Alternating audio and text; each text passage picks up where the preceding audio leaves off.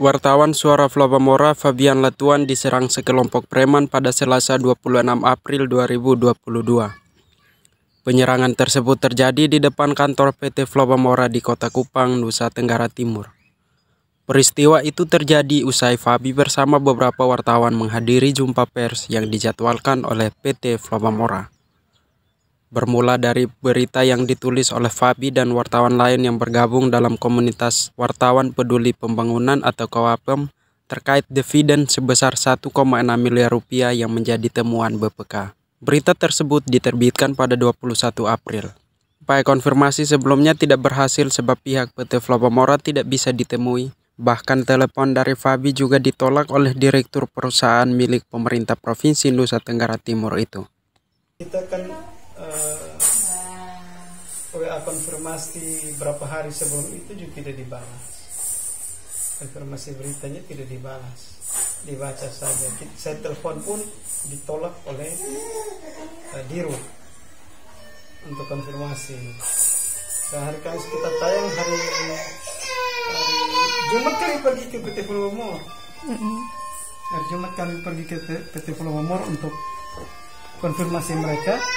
Tapi menurut Serpam pimpinan semua tidak ada di tempat. Ya, karena tidak ada di tempat, akhirnya kami pulang. Pulang itu hari Jumat. Hari Minggu itu yang saya dapat WA dari komisaris Pak Hadi Jawas untuk jumpa pers. Tapi bukan hari Senin, hari Selasa. Untuk jumpa pers hari Selasa. Ya, saya bilang oke, terima kasih. Hari Selasa pagi itu jam 8 saya masih konfirmasi. Jadi jumpa pers, dia bilang jadi. Sampai di sana kami tunggu sampai jam 10, saya WA lagi ke Pak Hadi. Sudah kan tunggu 1 jam lebih ini. Jadi enggak? Dia bilang jadi. Masih tunggu komut dan direktur operasional direksi. Jadi kami tunggu tidak lama, mereka datang. Kami dipanggil masuk di dalam wawancara. Saat jumpa pers, pihak PT Flobamora bersama para wartawan terlibat perdebatan terkait isi berita. Fabi mengatakan pihak PT Flobamora meragukan kebenaran pemberitaan tersebut dan menuding para wartawan sebagai penipu. Mereka meminta bukti hard copy dari LHP yang kami tulis. Sebenarnya kita wartawan ini tidak punya kewajiban untuk memberikan hard copy LHP BPK ke narasumber. Tidak ada. Bahwa yang kami tulis itu sesuai LHP, iya. Kalau Pak mereka memang masih ragu, langsung tanya ke BPK. Karena BPK yang mengeluarkan itu. Ya silahkan. Kalau kami menulis tidak berdasarkan LHP, silakan proses hukum. Mereka ngotot lagi. Berarti ini hanya, mereka bilang, berarti ini hanya tulis gosip nih. Saya bilang bagaimana gosip? Itu nomor LHP jelas, isi LHP ada jelas. Bagaimana bilang gosip? Dia bilang Runpa atau Pak itu dia bilang, manajer operasional, dia bilang nomornya benar tapi isinya sangat diragukan. Dia bilang begitu, diragukan. Saya bilang silahkan kalau meragukan. Dia bilang kalau gitu saya punya hak untuk bilang ini wartawan gosip. Kami ketawa sini dia. Lalu gitu kalau Pak bilang Pak punya hak untuk bilang kami wartawan gosip, saya juga bilang saya juga punya hak untuk bilang Pak ini tukang tipu. Kita bersih tegang di dalam, teman-teman juga kita teman-teman wartawan ini dengan mereka adu mulut di dalam. Saat operasi pers itu ya. Ada video-videonya lengkap. Oke. Ya. Jadi setelah baku debat, kita kasih kesempatan mereka untuk lebih banyak ngomong. Setelah mereka ngomong, mereka tetap bersikeras bahwa harus ada hard copy-nya dulu, baru mereka klarifikasi. Jadi saya lepas saja, saya video mereka. Setelah selesai, baru saya kasih mati HP. Saya bilang, teman-teman, ini off the record. Saya tidak tahu yang lain, mungkin tetap kasih hidup. Terus saya bilang, saya jelaskan kenapa bisa ada itu dividen 1,6 miliar. Saya jelaskan berdasarkan LHP itu. Lalu saya buka HP, saya kirim screenshot LHP itu yang kami download dari BPK, websitenya BPK itu kan. Di website BPK itu LHP di belakangnya kan ada logo BPK yang di latar belakang. Saya kasih itu di mereka, saya kirim, ada sekitar 4-5 halaman. Saya kirim ke komisaris utama dan direktur, saya kirim kasih mereka. Mereka dua kaget, mereka jadi saya bilang mati. Saya bilang, itu saya sudah kirim, Pak. Ya, buka supaya kita bicara. Mereka lihat begini, mereka semati. Mereka tidak mau omong lagi. Usai jumpa pers, Fabi dan teman-temannya meninggalkan ruangan dan berkumpul di halaman parkir kantor PT Flobamora. Saat itu, komisaris PT Flobamora, Hadi Jawas, datang dan memanggil Fabi. Waktu keluar,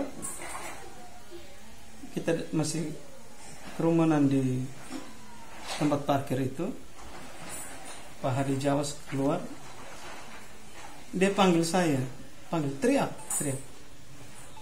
Fabi. Beberapa kali. Dia bukan dekat baru atau suruh karyawan datang panggil. Karena etikanya kan begitu. Tapi ini tidak, ini memberi tanda. Oh, ini yang namanya Fabi. Jadi dia panggil Fabi. Saya ke sana, saya di dekat teras, saya tidak naik sampai di atas. Saya bilang, bagaimana? Dia bilang, masuk ambil uang untuk uang makan. Saya bilang tidak. Saya langsung balik naik motor itu. Tapi menurut teman-teman, ada orang yang di balik pagar itu, kan pagarnya teralis, ini apa, besi pipa itu, mereka dia tembus ke dalam. Jadi bisa memantau apa yang di dalam, siapa yang ketemu dia, siapa yang masuk, itu mereka pantau. Penyerangan terhadap Fabi terjadi saat Fabi keluar dari halaman kantor PT Flobamora.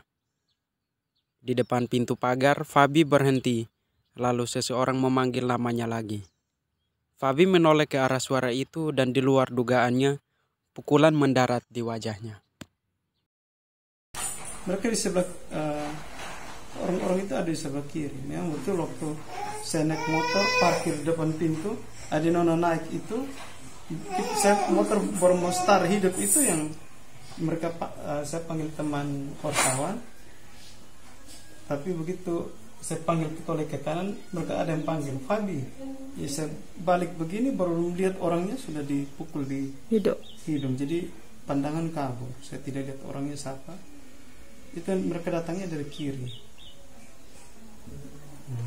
dari arah yang sejajar waktu dengan pintu masuk keluar PT Flobamora. Mereka berdirinya sudah pantau kita pergerakan di dalam. Memang kalau untuk saya ini memang by design, sangat sudah direncanakan. Sudah direncanakan dengan sangat matang.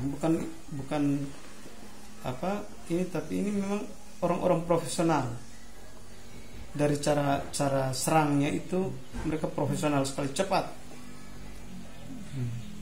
Mereka pukul di ini bagian. Beberapa kali saya dipukul di muka. Pandangan kalau saya melihat orangnya siapa, saya tidak lihat. Hanya saya waktu kan saya di atas motor, waktu saya mau jatuh dari motor itu saya hanya sempat lihat ada yang tarik pisau. Saya hanya dalam hati, karena saya tidak lihat orang nih, hanya bayangan orang tarik pisau panjang. Saya hanya dalam hati, saya bilang, Tuhan tolong. Lalu saya seperti saya dihantam dengan batu di dada. Karena yang pukul saya itu ada 2 orang, menurut yang ada yang lihat itu ada 2 orang. Jadi di dada, jadi saya jatuh ke kanan. Sementara mereka kan datang dari kiri. Iya. Dia pukul dengan tangan kanan, kena dia. Saya jatuh ke kanan, motor jatuhnya ke kiri. Jadi yang tarik pisau itu tidak punya ruang gerak untuk tusuk saya. Saya jatuh terduduk. Itu yang saya masih rasa bahwa hantaman di kepala dengan di belakang. Lalu itu mereka hantamnya dengan batu. Jadi helm itu pecah bagi tiga. Lalu belakang ini saya rasa hanya kan waktu itu belum sakit. Jadi saya terjatuh, tindis di atas batu yang mereka pakai untuk pukul. Jadi ada nona itu berteriak. Ada satu yang waktu tarik pisau itu, ada wartawan yang satu halo dengan tripod. Kayaknya dia juga tidak ada ruang gerak untuk tisuk. Saya jatuh itu. Nah yang satu yang kan 2 orang yang serang, yang satu itu masih ada wartawan yang masih sempat tendang dia. Karena ada perlawanan, 4 orang yang dari sebelah jalan itu langsung lari datang dengan pisau terhunus. Yang mereka 2 mundur. Ada nona berteriak, sudah mereka lari. Waktu itu mereka pakai apa tadi untuk menutup identitasnya? Jaket sweater itu yang pakai kupluknya itu. Kupluk itu dengan masker tutup, jadi mata saja yang kelihatan. Kalau ciri-ciri fisiknya abang sempat ingat? Kalau saya tidak lihat sama sekali orang, hanya saya lihat bayangan orang cabut pisau saja. Dari badannya tegap, pendek atau bagaimana? Tidak lihat. Kalau yang orang yang cabut pisau itu dia tinggi, tegap. Dia tinggi. Karena saya masih lihat angkat kepala untuk lihat kabur, tapi saya masih lihat bayangan mereka ya. Jadi terus selanjutnya ada masih mereka mau lari itu, mereka masih sempat injak saya. Oh ya? Si 2 orang itu masih sempat injak saya. Di bagian mana abang? Karena waktu itu saya jatuh. Kaki atau itu? Itu. Ini sepertinya kena batu, dipukul. Waktu pukul itu sempat ada yang kena kaki, karena celana juga sobek. Celana yang saya pakai sobek. Mungkin saya jatuh ke belakang begini. Kalau saya ingat, saya masih pelisir muka. Itu yang dihantam, makanya jari juga luka. Ada luka ini karena mereka hantam rakam dengan jari. Tapi sampai selesai abang masih sadar? Saya tidak pusing juga, hanya pandangan kabur. Jadi begitu saya habis dipukul, saya bangun itu langsung mungkin selisih sekitar beberapa detik saja, saya mata langsung terang, saya langsung bangun. Saya tidak lihat mereka lagi. Nah selanjutnya abang dibawa teman-teman wartawan ke rumah sakit atau bagaimana ceritanya bang? Saya masih berdiri di situ, kan kita masih kaget, teman-teman semua datang. Saya juga belum kaget toh. Saya ternyata saya angkat tangan, pegang darah. Sampai saya di video, kalau video itu saya ada masih ada darahnya ya? Meleleh di mulut dan hidung. Nah, waktu itu di dada dan belakang belum terlalu sakit. Dada yang kanan ya, yang kiri ya? Dada tengah. Sini? Ya. Oke. Yang kalau punggung tengah juga atau bagian kanan kiri? Di punggung ini tengah dari kalau di punggung itu dari tempat sakit itu sekitar 3 kali mereka pukul. Batu itu ya? Ya, karena ada 3 tempat yang sakit sekali karena mereka pukul pakai batu karang. Batu karang yang besarnya ini dua telapak tangan orang dewasa. Beratnya sekitar 45 kilo. Makanya helm sampai pecah. Mereka mengambil ini karena ini jantung toh. Mereka pukul. Yang tengah tapi beratnya ke kanan, ke kiri ya, jantungnya. Dengan batu. Tanpa suara mereka melakukan itu ya? Iya. Tanpa suara ya? Cepat sekali itu saya juga. Teman-teman yang 20-30 meter dari di luar, yang dari dalam datang sudah cepat lari. Iya. Pelan. Mereka tanpa bertanya, tanpa apa langsung mukul ya? Iya, saya hanya dengar ada yang panggil untuk memastikan toh. Fabi. Saya dipanggil pertama, Fabi, itu Pak Hadi Jos panggil, kemudian saya keluar, yang di pintu itu yang eksekutor yang pukul saya itu masih sempat panggil Fabi. Saya tahu belum lihat dia orangnya sudah dipukul. Oke. Nah, dia yang membawa abang ke rumah sakit, abang siapa abang? Kita sendiri yang langsung dengan teman-teman. Abang masih bisa jalan? Iya, bisa jalan. Oh iya? Ya, ke rumah sakit, ke Polresta, lalu dari Polresta ke Polda dulu, dari situ kita ke Polda ini minta ke Polresta, saya dibawa oleh SPKT Polda ke Polresta, diambil keterangan sebentar, lalu ambil visum ke Rumah Sakit Bayangkara, dari Bayangkara masih kembali ke Resta lagi untuk lengkapi laporan. Setelah itu mau lanjutkan untuk ambil keterangan, tapi karena fisik sudah lemah, sakit karena mulai sore itu ruang AC juga dada dan belakang sudah terlalu sakit, jadi saya minta sehat dulu baru saya diperiksa. Jadi kita balik. Berapa jam itu? Siapa yang nemani abang? Abang kan udah gak bisa naik sepeda motor tuh? Pakai rental. Mobil rental. Ya, mobil rental teman-teman. Yang bawa yang nemani. Ada beberapa orang yang ikut, ada keluarga juga. Okay. Istri juga datang juga.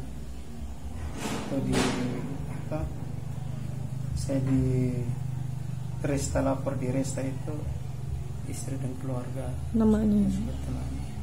Istri teman. tahu abang telepon? Teman. Ada wartawan. Oh, ada wartawan. Oke.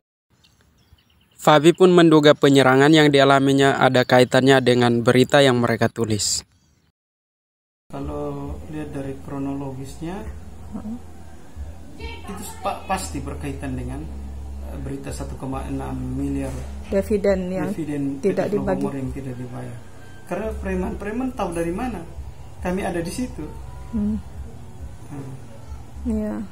Kan mereka di preman-premannya tahu dari mana kami ada di situ. Lalu mereka kenal saya dari mana? Kalau tidak ada yang informasikan.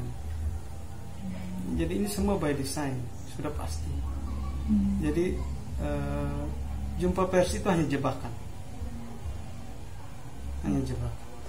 WhatsApp yang abang terima dari siapa itu, Pati? Pak Hadi Jawa. Pak Hadi Jawa itu isinya apa sih sebenarnya? Kalau abang bisa ingat, hanya isi singkat di WhatsApp itu apa dia sebut? Mengundang untuk jumpa pers hari Selasa pagi jam 9. Hanya itu. Ya. Tidak ada sebut apa isi dari jumpa pers. Tidak. Oke, hanya itu ya. Iya. Nah, jadi abang yakin itu janggal ya kalau preman tiba-tiba ada di lokasi konferensi pers. Pasti ada kaitan, bukan hanya ada kaitan, tapi saya menjamin pasti ada kaitan. Oke. Karena saya juga jarang turun lapangan, baru hari itu saya turun lapangan. Setelah sekitar 1 tahun ini saya jarang sekali turun lapangan. Baru hari itu saya turun lapangan. Apa yang membuat abang memutuskan turun ke lapangan? Apa karena WA itu atau abang sudah ada feeling yang tadi abang bilang saya merasa ada apa-apa dengan memang saya karena ini masih berita pertama, biasanya kami tim, jadi waktu kalau masih berita pertama, kasus-kasus awal itu biasanya saya turun lapangan dengan teman-teman karena untuk mengarahkan teman-teman langsung menyangkut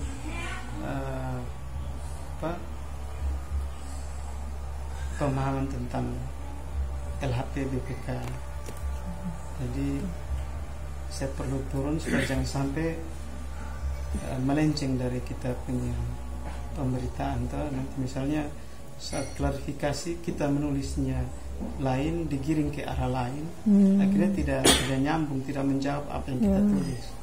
Biasanya begitu. Itu masih awal-awal biasanya saya abang yang turun dengan teman-teman. Saya turun untuk mengarahkan.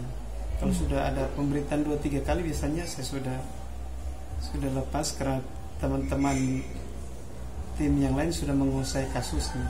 Kita sudah diskusi, kita sudah ini, jadi mereka sudah kuasai kasusnya, jadi itu biasanya saya sudah lepas.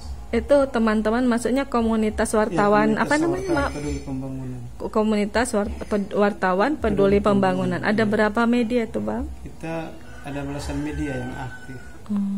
Khusus mengangkat isu-isu ini ya, skandal korupsi, pembangunan yang enggak ini. Ya, kita memang dari semua media itu kita media umum. Semua berita kita tulis, tapi kita bergabung di Koapeng ini kita lebih banyak berlatih untuk mengejar kasus-kasus. Jadi tidak hanya kasus korupsi, tapi kasus-kasus hukum, masalah-masalah kasus-kasus tanah, karena rumit. Itu yang biasanya kan rumit masalah tanah itu. Jadi kita banyak kejarnya ke situ. Jadi kita data kasusnya ada, kita diskusi bedah bersama, ini masalahnya seperti apa, kira-kira jalan keluarnya bagaimana, nah itu biasanya kita selalu diskusi itu. Jadi kita di Koapem ini lebih banyak untuk arahnya untuk peningkatan kapasitas wartawan. Kita di komunitas itu lebih arahnya ke peningkatan kapasitas wartawan, mulai dari teknik untuk mengumpulkan. Fabi sudah berulang kali mendapatkan teror saat melakukan kerja jurnalistiknya. Namun tidak sampai terjadi penyerangan seperti yang dialaminya saat ini. Kalau teror tentang berita yang saya buat tidak. Ini baru pertama kali. Tidak. Kalau untuk teror untuk ini dari dulu sudah beberapa kali lah. Oh, terkait dengan pemberitaan juga. Terkait dengan pemberitaan, sampai saya diserang di rumah. Rumah oleh sini preman, juga. Ya, di Nekoten. Nekoten. Diserang preman gara-gara? Saya tulis berita tentang dugaan korupsi perjalanan dinas salah satu calon wali kota menurut LHPBPK waktu itu tahun 2013. Itu diserang fisik juga, kena abang sampai terluka atau bagaimana? Waktu itu mereka datang di rumah preman-preman ini, tapi mereka tidak buat aksi fisik karena di sekitar rumah juga ada banyak orang. Ya, hanya baku ancam, mereka ancam, saya juga ancam mereka. Lalu, kalau ada teror bahwa sudah beberapa kali dari gubernur sebelumnya, masa-masa sebelumnya juga saya biasa dapat ancaman tabrak lari. Nah, itu sudah. Tahun berapa itu, Bang? Kalau yang preman itu tahun berapa? Yang diserang oleh preman? 2013. Yang tabrak lari? Tabrak lari itu sekitar tahun 2000. Abang sudah berapa tahun jadi wartawan? Sekitar 23. 23 tahun di Suara Flobamora?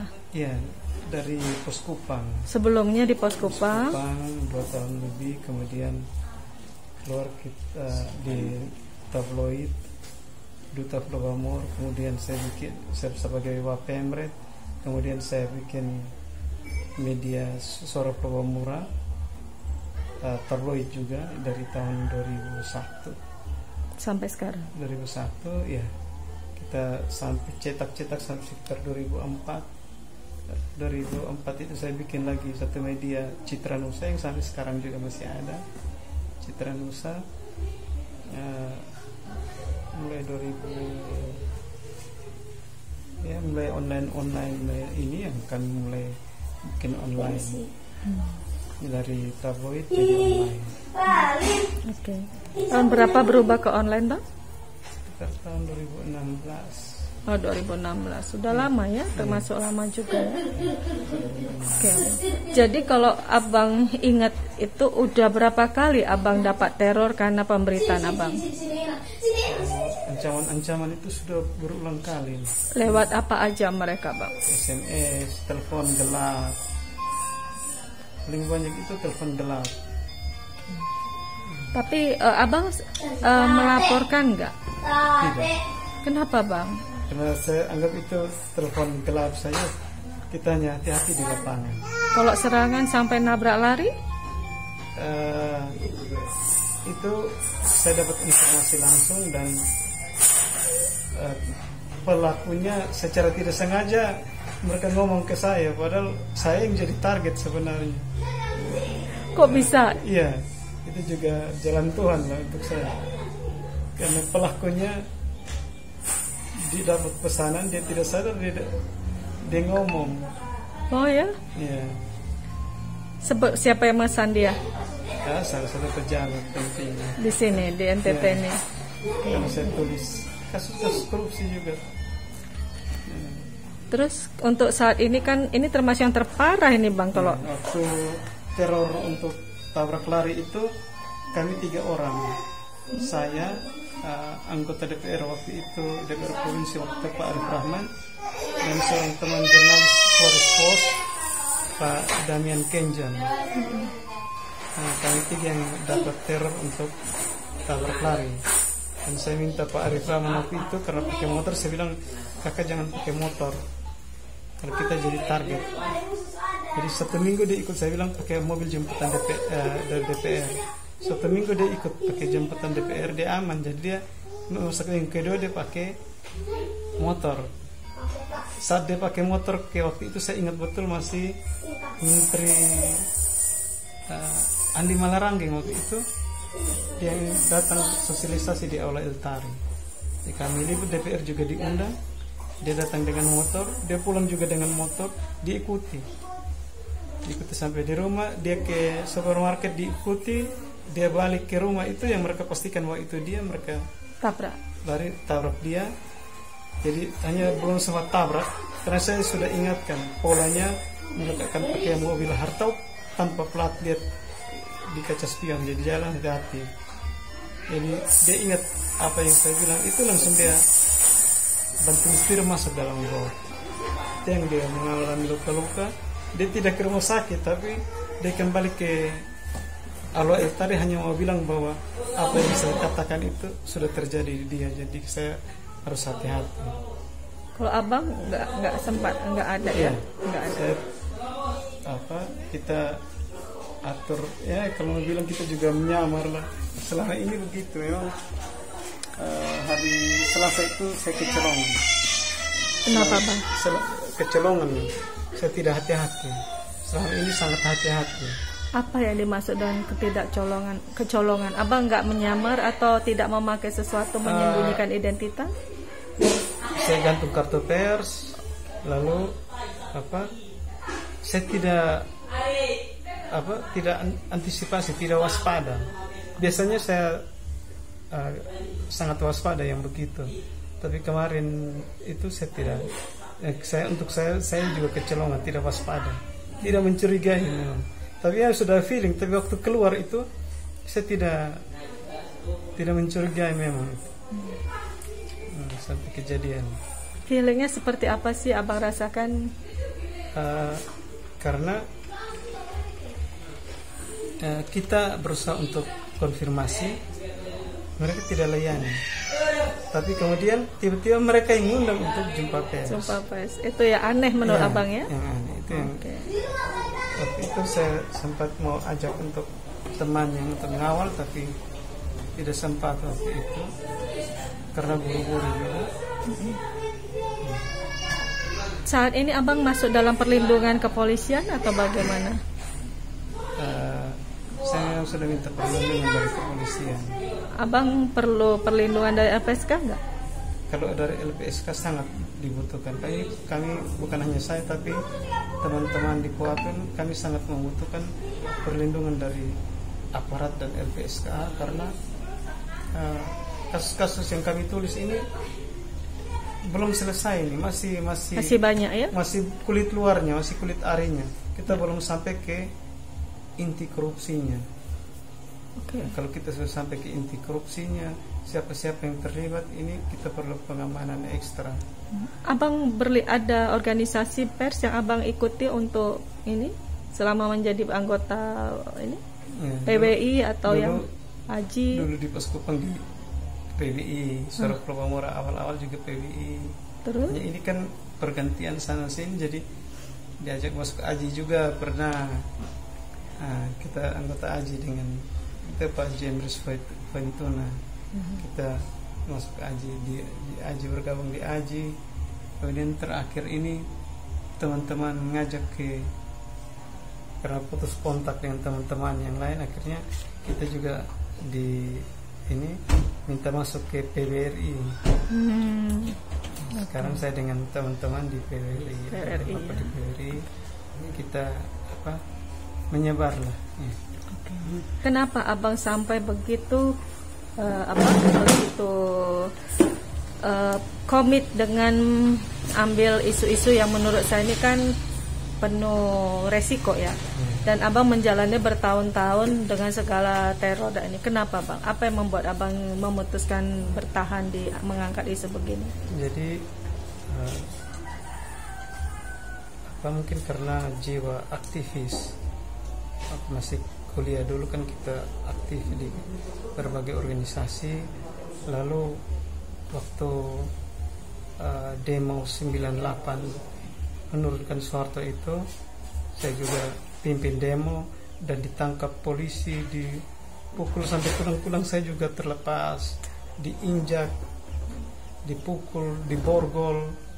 Itu kan kita berjuang untuk reformasi, untuk bebaskan negeri ini dari korupsi.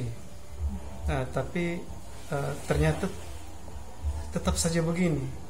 Itu yang untuk saya ini harus tetap kita perjuangkan terus, karena kita berdarah-darah saat itu, tapi hasil dari perjuangan reformasi itu tidak begitu nampak.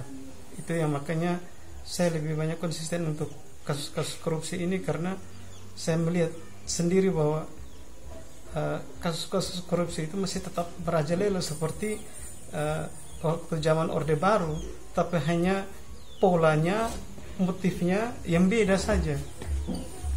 Bahkan kasusnya lebih terbuka, besar-besaran, hanya dengan kejahatan korupsi yang lebih canggih, modusnya, kedoknya lebih canggih saja. Itu yang makanya dari sejak awal saja di wartawan di Pos Kupang itu, saya sudah dari awal jadi wartawan itu saya sudah lebih banyak menulis tentang kasus. Kalau di Pos Kupang dulu kasus-kasus korupsi itu memang itu spesialis saya. Memang dari awal. Oh ya, itu sorry bang ya, lupa keburu ini. Itu masih tadi yang ronsen ya? Iya. Tadi pagi ronsen di kepolisian, di rumah sakit Bayangkara. Di rumah sakit. Bayangkara. Tidak, di rumah sakit swasta. Oke. Dan hasilnya belum ada ya? Hasilnya ronsen sudah ada, tapi perlu dibaca oleh dokter spesialis.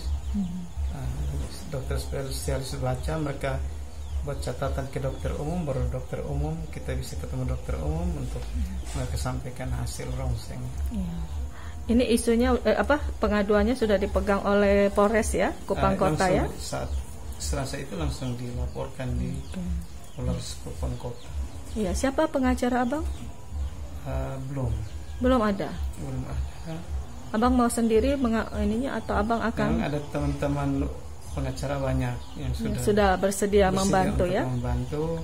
Tadi juga Pak Martin dari AJI, Pak Martin dari AJI juga menawarkan dari LBH Pers. Saya bilang kalau LBH Pers boleh, kenapa tidak kita ini terbuka untuk bantuan apalagi langsung dari LBH Pers. Jadi saya bilang kalau memang ada presiden dari teman-teman LBH Pers itu jauh lebih baik.